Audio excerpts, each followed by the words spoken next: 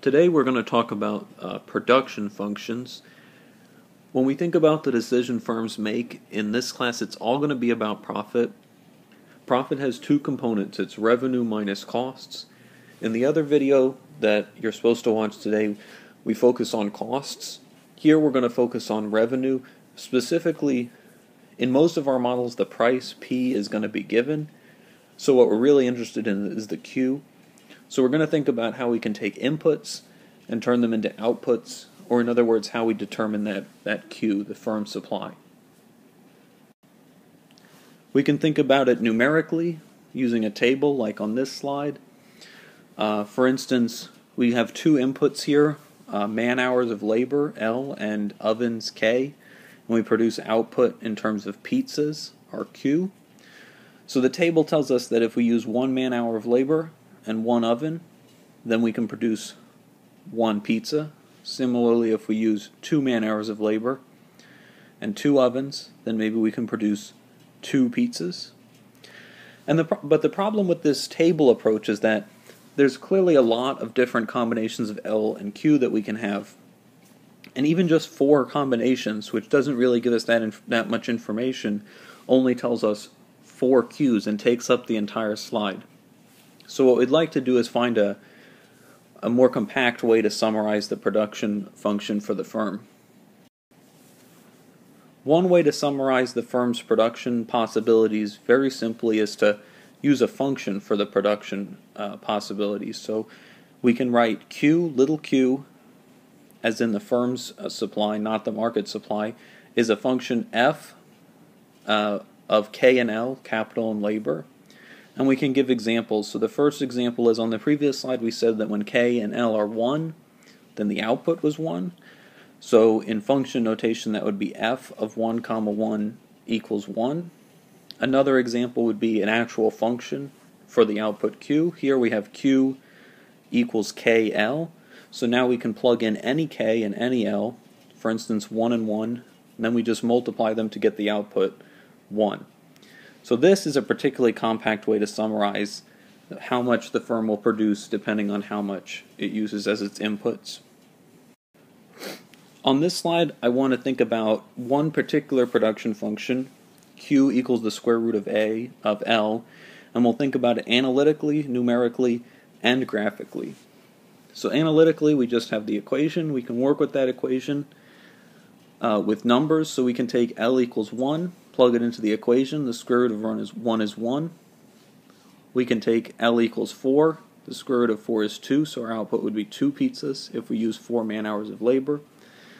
And similarly, you can fill in the rest of the table. Hopefully you can see that if we use an input of 9 man-hours of labor, we'll get 3 pizzas as an output. The reason I withheld using graphs until now is that it's pretty much impossible to visualize a graph with 2 inputs, K and L, because we're going to need more than just 2 dimensions to represent 3 variables, Q, L, and K. So we'll focus, for the purpose of using graphs, we'll focus on production functions with just 1 input, typically just labor.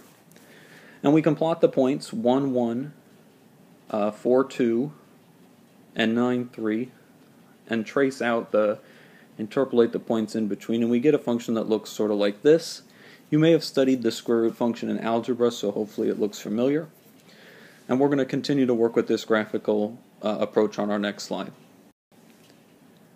So an important concept related to the production function is that we can use it to calculate marginal product. We can do it numerically or graphically, but we won't do it analytically because it requires calculus.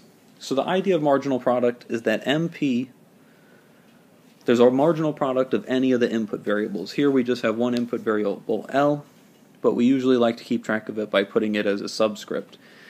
And it's the change in Q, the change in output, for a 1 unit change in labor, the input.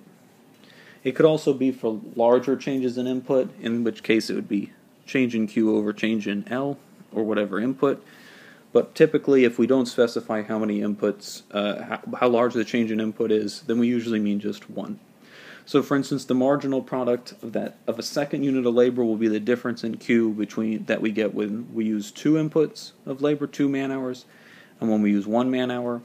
and we can see the difference here is 0.41 pizzas. Similarly, the marginal product for the third unit of labor is going to be the difference between output when L equals 3 and when L equals 2, and we can see that it's about 0.32. So numerically, marginal product of labor is pretty easy to calculate, but again, it's very time consuming because our table would have to be very large to summarize the marginal product of labor for many, many different units, the 4th, 5th, 6th, and so on. We can see by looking at the chart, the graph on the right, that the numerator of our equation is this vertical distance between 1 and 1.41. That's the delta Q. And the delta L is this run here from 1 to 2. And that gives us a hint that the marginal product is really just the slope between these 2 points, between 1, 1 and 2, 1.41. So we can see the marginal product is reflected in the slope of the function. It starts out very steep, the marginal product will be large, and it gets smaller and smaller as we get larger and larger values of L. We can see how the marginal product of labor decreases numerically, although we only have 2 points, but we can see that it decreases between those 2 points. In general, this doesn't have to be true, but it's an assumption that's usually pretty safe to make. The marginal product of any input will decrease as we increase the input. So the marginal product of the first unit of labor will be larger than the second, which will be larger than the third. The last concept that we're going to study that's important to thinking about production is returns to scale. We have 2 cases that we'll use to illustrate the different possibilities that we have for returns to scale. The thought experiment that we do when we think of returns to scale is that we imagine we double all of the inputs. So here we would double L to 2L, and then apply it to the production function. That means in the case 1 we take the square root, and we can simplify and get 1.41 square root of L. So that's 1.41 times the original output.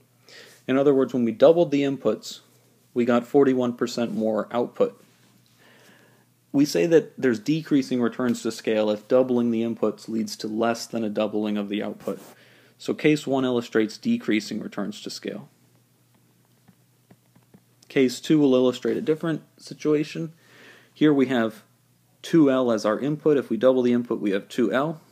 Now implicitly in our production function, this L has parentheses around it, L squared. So here, if we want to find the output when we double the L to 2L, then we have 2L squared. We can simplify that to 4L squared, and we see that when we double the inputs, we have 4 times as much output as we had with just L as the input. So this is increasing returns to scale. We more than doubled the output by doubling the inputs.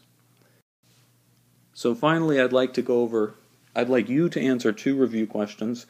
First, define marginal product both numerically, our numerical approach, and using our graphical approach. In marginal product, the marginal part of the marginal product is really important. It will come up again and again throughout this unit on firms and in our next unit on consumers that make the demand function. So this is important to focus on from day 1. And then second, figure out whether this function has increasing or decreasing returns to scale. Q equals log L. The answer is the same whether you interpret that as the natural log or common log, so don't get caught up on that issue.